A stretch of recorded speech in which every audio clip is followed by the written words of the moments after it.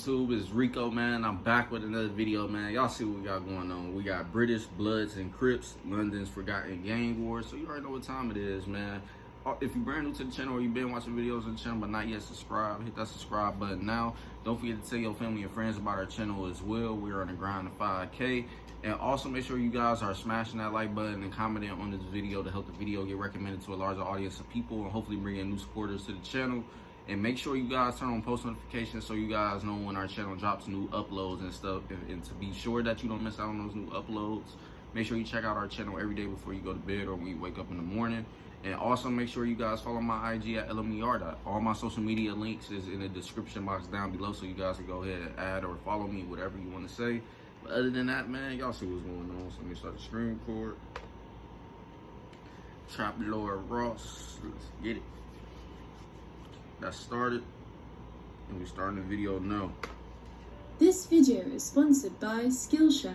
Now, when you hear Bloods and Crips, it probably conjures up images of palm trees, California sunshine, a lowrider driving down Slauson, or a Compton low-rise a la Boys in the Hood. Or maybe it makes you think of the modern-day Bloods and Crips like Pop Smoke, woo walking and mobbing around the streets of Brooklyn rocking nothing but blue paisley. Or perhaps you think of that fake New York Blood 6ix9ine who did nothing but run around screaming. Nah, 6ix9ine definitely ain't the first that pop up in your head when you think about Bloods. But other than that, he did at the time make a big wave for him and stuff in New York. But yeah, y'all see how that turned out. Let's continue on.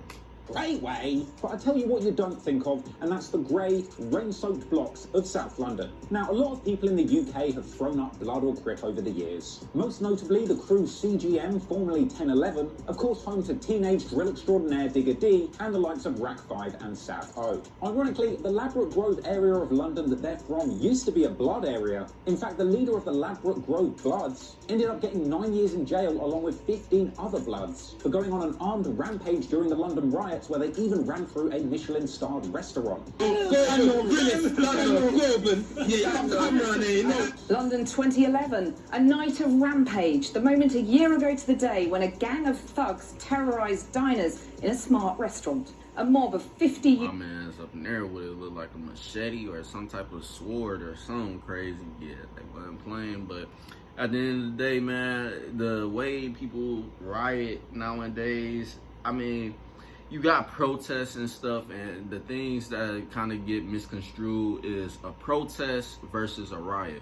Protest, we know people are pretty much just voicing their opinion on what's going on in a situation, whether it be police brutality or somebody doing something that they don't necessarily agree with and stuff like that, and pretty much marching together in certain locations where something possibly happened or just around the neighborhood or whatever the case is that was impacted by the situation. But yeah, so then you got riots. Now riots completely different. Riots, smashing shit, breaking into businesses and stuff like that, stealing products and stuff like that, and whether you stealing it to take home or to sell, it depends, it varies. But at the end of the day, people gotta stop saying, oh, these people is rioting, but yet it's a peaceful protest and nobody's trying to attack anybody and stuff. Now you do got protests that turn into riots, but at the end of the day, people gotta learn how to separate the two, man. At the end of the day, just because you see a group of people marching or something like that doesn't mean it's a riot, because people have done that, especially with the Black Lives Matters march and stuff like that, protests. But other than that, let's continue on. Youths armed with knives, poles and baseball bats tore through a restaurant in London's swanky Notting Hill. The Ladbroke Grove Blood Gang were out that night, the night of August the 8th, 2011, for more than blood. They stormed a casino, terrorised an entire restaurant, smashed their way into an off-licence and beat the manager with a bottle. Now, this was around 10 years ago, and in the decade that's followed, young G's from that area have come through and set up their own crews which are much more focused on modern-day drill music. So 1011, who were actually barred from making music at one point due to a court order, later went through a rebrand and ended up being called Cgm, who in 2020 ended up causing quite the stir on social media when member Rack 5 was spotted online repping the Cribs a little too hard. Crip shit, blue shit, yeah? We ain't no blooders, we're crippy, yeah? Just the Crip eyes has got the Crip blue eyes. Yeah, the Crip blue eyes. No, so what? None of that. My dogs, yeah? Crip shit. You know we winning this shit from the Grove to the south of Acton. Get it? Bang it. We're ganged off. We Crip man down, yeah? We Crip man down for shit, for anything, yeah? Kill man, murder man! Now, many people actually thought that this false claiming wouldn't be tolerated by the real Crips in the US. I ain't gonna lie, Trap Lord Ross funny as hell. This man's got a blue bandana on his head and then a red bandana around his neck. He funny as hell. In a strange turn of events, New York Crip rapper Dave East actually ended up co-signing these antics and used Rack 5's Crippin' Frenzy as the intro to his song My Loke. Now, it would actually turn out that this online Crip fest was really just part of a marketing rollout for Digga D's song and music video for the track Boy, which basically just played out as a wannabe Crip mood board. They had blue rags, blue flags, hell, they'd even rented a blue American lowrider. But apparently, Crippin' really isn't anything new to these lads, as pictures of them Crippin' years ago have apparently been floating around Reddit for quite some time. Since Boy release, there's been endless speculation as to whether CGM are really just false flagging for clout or repping a genuine Crip heritage.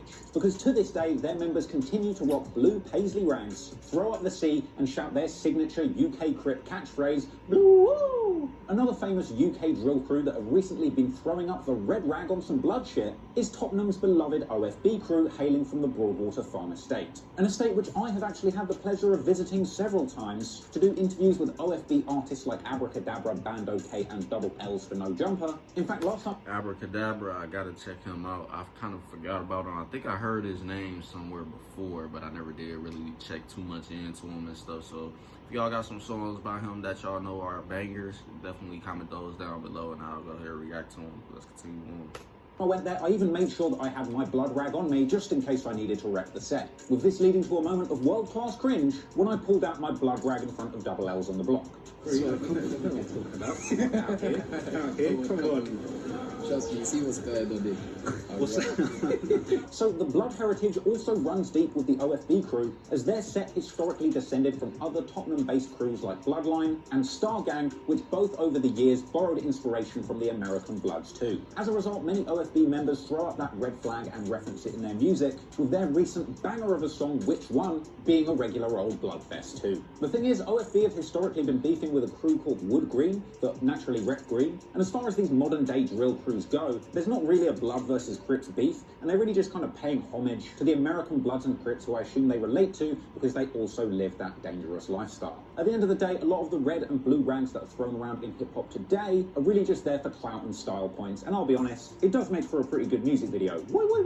But if you think that historically there has never been a genuine Blood versus Crip gang war in the UK, then you are mistaken. Because in the late 2000s, there was a deadly beef on the streets of London, which has been mainly forgotten by this generation of drill fans. But make no mistake, the original war between the British Bloods and Crips took place back in the day where there were far more guns on the streets of London, making it as bloody and as deadly as any Blood versus Crip war that you might see all around the world. So today, we're going to be taking a closer look at London's forgotten gang war between the Outre Bloods and the ABN Crips. But first, a word from our sponsor. We do skills, not drills.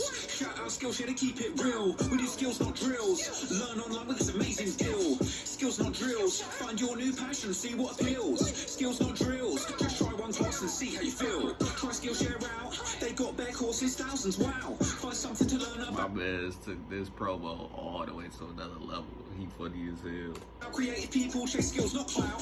The community is fine, no doubt. Sign up, see what it's about. If you're lacking in skills right now, join Skillshare and in that drought. Life comes at you fast. You might need new skills when times get hard. Some jobs don't last, but if you've got good skills, then you've got a good chance. Skillshare is a blast. Some courses will help improve your art. Like this one from Nicholas Smith. I checked it out and it goes real hard. Artivism. It's about creating inspiring art for change. Rather than protesting all day, make some art that'll move and sway. The viewer to seeing things. Alright, my man, got a whole music video going right now. They got talking and must have been on an international assignment when he caught up with Brixton drill legend 6-7. Because in that interview, they got talking about the early days of the Bloods and the Crips rolling in the streets of Brixton, with 6-7 explaining it kind of didn't work out between numerous different sets that were trying to claim different American gang cultures. I did a reaction video for SR Welcome to Brooklyn. Definitely go check out that video if you haven't already. It's a banger. other than that, it's Team 1. Brits and no Bloods, Bloods set. They tried to do the Bloods and the Crips before. Oh, really? Wow, yeah, they tried it. Too much areas tried to be Bloods, and they don't even know each other. Now, the main and most notable Blood set back in the days of early Brixton gang culture was the 031 Bloods, aka O-Tray, aka Trizzy Wizzy.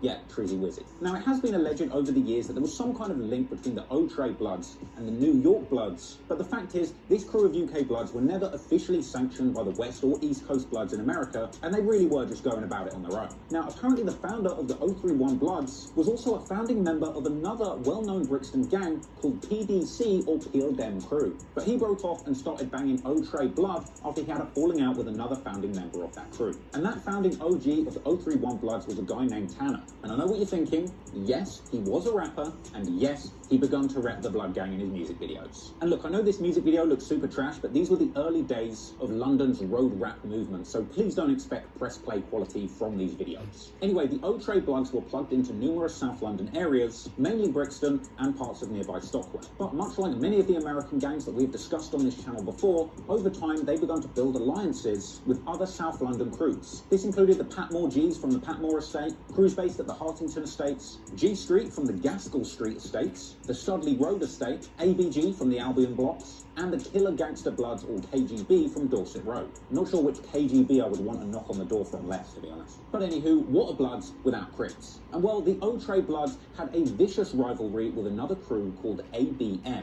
all about money. They were a crew that rocked blue ranks and had a serious beef with 031 Bloods, though they didn't all necessarily identify strictly as Crips, with ABM being mainly based in the Stockwell Park area, sometimes referred to as Hotspot. And much like the O-Tray Bloods, the blue-rocking ABM crew in South London also had their alliances, including parts of Peckham, which were nicknamed Gunspot, as well as a number of crews that went under the banner of YFE, or Young Fully Equipped, with several of those crews repping blue, and some even labelling themselves outright as Crips. That included the Claptown Crips, Murder Zone, Acre Lane Campaign, and the Dorset Road Crip set, the last of which toe-headed beefcake Ross Kemp actually went and visited in his classic old show Ross Kemp on Gangs, in a scene which I can't help but find a little bit amusing. So, I'm off to meet the South London Crips. Most of us there bang the blue, innit? Blue, yeah, that's cripping. So, now we've met the Bloods and the Crips of South London, we can take a look at the bloody tit-for-tat beef that went on between them. Now, while these events took place some time ago, it's quite hard to piece together exactly why or what they were beefing over. And I assume things went a lot deeper than simply red versus blue, but a lot of things have been brought up in the different news articles relating to this, whether it's drug debts, wars over turf,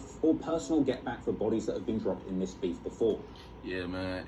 Either way, beefs, it could have a whole lot of factors into why beefs happen nowadays. It could be because of family members getting hurt or talked about, dead relatives getting talked about, or friends getting talked about, etc., etc. Stealing and women sometimes, or whatever the case. And then, yeah, pretty much, yeah, family, dead relatives, friends, all the same, pretty much. At the end of the day, it's a whole lot of factors, man, at the end of the day, that can really start a beef and keep that beef going on for decades. But pretty much the main factor is usually death, but at the end of the day, anything can keep a beef going lifelong. But let's continue on. But regardless of why it was going on, what we do know is that several grisly murders played out on the streets of London in the late noughties and early 2010s, which authorities and the media considered to be connected to this Blood versus Crip feud. One of the better-known early casualties of this war was 15-year-old Billy Cox, who was shot dead in his home on the Fenwick estate in Clapham North in February 2007. There was no sign of a forced entry. Billy clearly knew his killer. Police know that the back door was open. The belief is that the killer used the back door as an escape route, and forensic teams have been poring over the flat for the whole day. On the 14th of February at 10 a.m, I said goodbye to my son before going to work. Sometime after 3 p.m, my daughter telephoned me and she was crying. Billy, my son, had been shot. His life was taken at such a young age. Apparently this shooting occurred not too long after a text message exchange.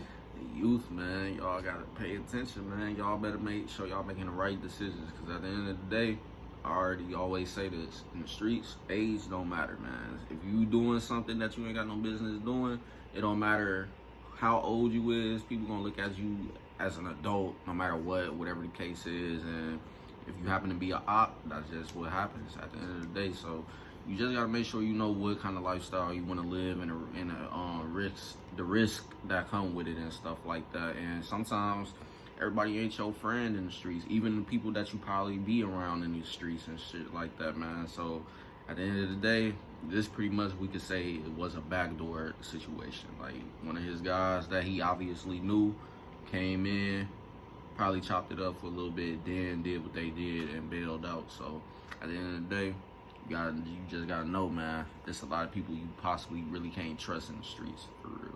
But let's continue on.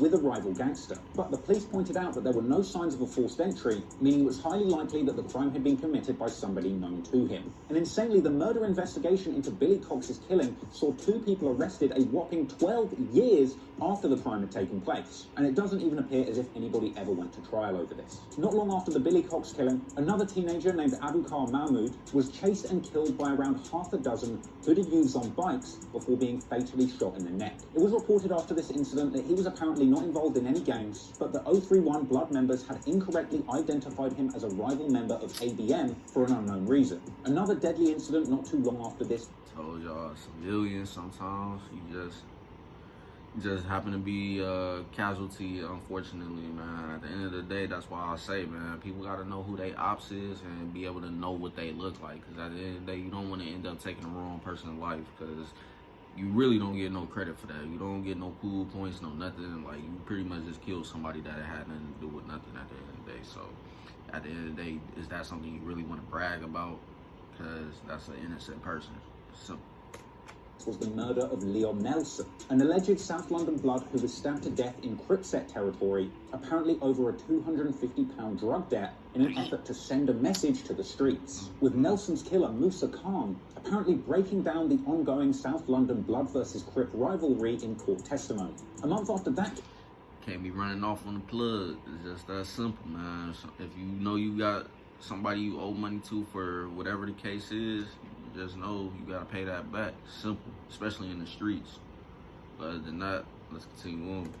Nathan Foster, aka Bowser, was shot dead on Marcus Garvey Way, allegedly by members of the Murder Zone Crips. This happened apparently after he had tried to defuse a disagreement over a stolen gold chain. Some of these stories really drive home just how senseless and brutal the killing has been in this early war. And I know that a lot of people think that the UK is a gun-free haven of pillow and butter knife fights, but the next incident shows you just how easy it is, or at least was back then, for those involved on both sides to get their hands on serious firearms. Because another slaying took place in October 2007 in 031 Blood territory, the Studley estate. And it was here that 21-year-old Robel Tueld was shot dead with a modified Uzi. A case which was made even more crazy by the fact that the person who did the shooting was a rapper who went by the name Killer and was found to have released songs with lyrics about killing people with a mini Mac. Unsurprisingly, Killer was found guilty of murder and jailed for life. But even with Killer behind bars, the killings continued well into 2008. Another notable incident was the murder of 18-year-old Freddie Moody, aka Mischief,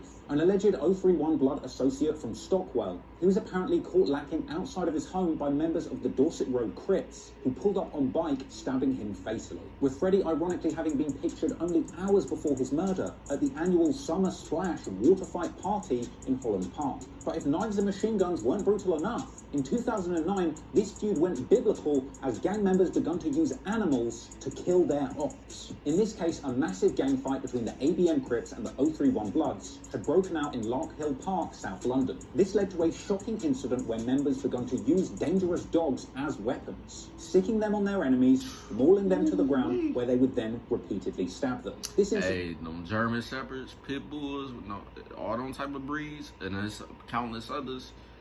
Hey, you don't want to get caught trying to run and shit from them, because no motherfuckers will chase you until you get tired. It don't matter how fast you running or how long you run, them dogs do not get tired, especially when they blood hungry. Over with. Simple as that. Especially when the owner's sicking them on you. Not a good way to go. Simple. Because they got very sharp teeth, and you already know how dogs get down and stuff, especially when they got lockjaw. Crazy.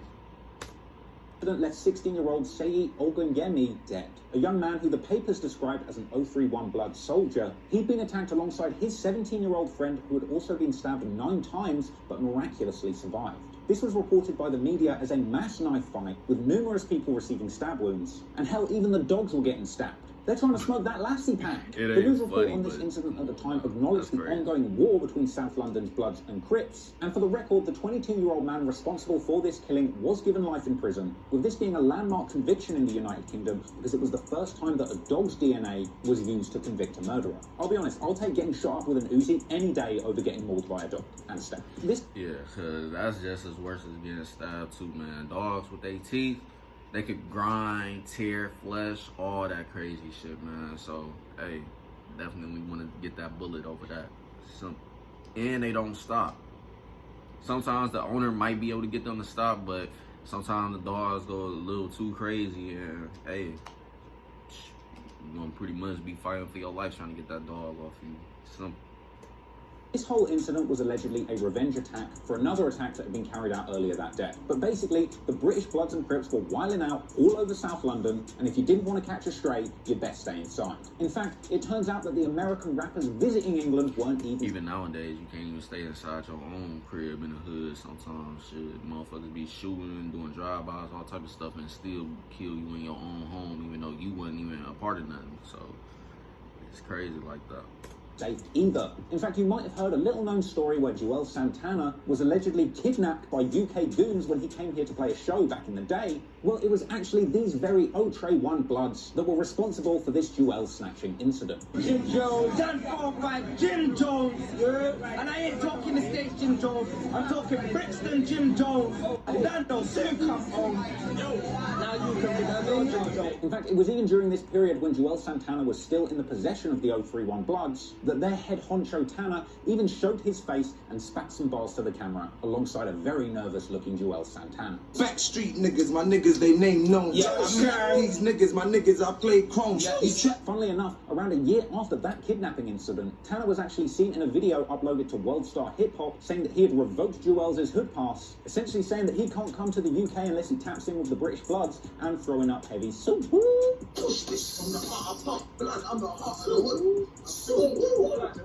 Man, at this way, I'm surprised he didn't throw up a little "Outre way." What's even more crazy is that Tanner was even given early shout-outs to French Montana, who had apparently featured him on Cocaine City DVDs back in the day. Cold plates. Yeah, we got my dog French.